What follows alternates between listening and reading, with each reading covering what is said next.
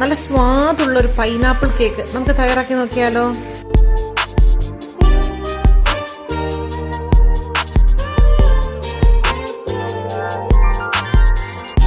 ഒരു പൈനാപ്പിളിന്റെ പകുതി ഭാഗം നന്നായി ക്ലീൻ ചെയ്ത ശേഷം ചെറുതായിട്ടൊന്ന് അരിഞ്ഞെടുക്കുക.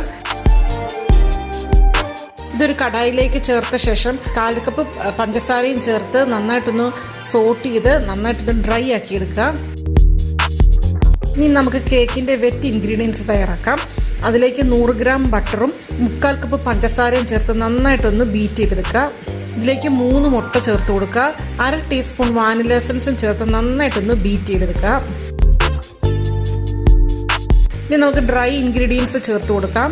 1/2 കപ്പ് മൈദയിലേക്ക് 1/2 ടീസ്പൂൺ ബേക്കിംഗ് പൗഡറും 1/2 ടീസ്പൂൺ ബേക്കിംഗ് സോഡയും 1/4 ടീസ്പൂൺ ഉപ്പും ചേർത്ത് നന്നായിട്ടൊന്ന് സീവ് ചെയ്തെടുക്കുക. ഇത് നന്നായിട്ടൊന്ന് ഫോൾഡ് ചെയ്തെടുക്കാം. ഇനി നമുക്ക് ബീറ്റ് ചെയ്യേണ്ട ആവശ്യമില്ല, ഒരു സ്പാച്ചില കൊണ്ടൊന്ന് ഫോൾഡ് ചെയ്തെടുത്താൽ മതി.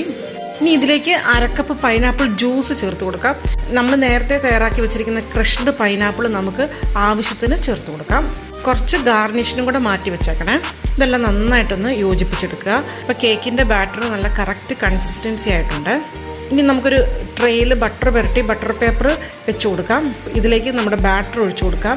ഇവിടെ ഞാൻ എയർ ഫ്രയറിലാണ് കേക്ക് ഉണ്ടാക്കുന്നത്, അതുകൊണ്ട് 160 ഡിഗ്രിയിൽ 25 മിനിറ്റാണ് ബേക്ക് ചെയ്യുന്നത്.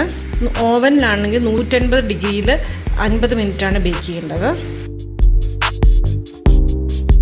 കേക്ക് നല്ല സോഫ്റ്റ് ആയിട്ട് കിട്ടിയിട്ടുണ്ട്. ഇതിൻ്റെ മുകളിലേക്ക് ഞാൻ കുറച്ച് ക്രീമും ഗാർണിഷും ഒക്കെ ചെയ്യുന്നുണ്ട്. ക്രഷ്ഡ് പൈനാപ്പിളും കുറച്ച് ബദാമും ചെറീസും ഒക്കെ വെച്ച് ഒന്ന് അലങ്കരിച്ചിട്ടുണ്ട്.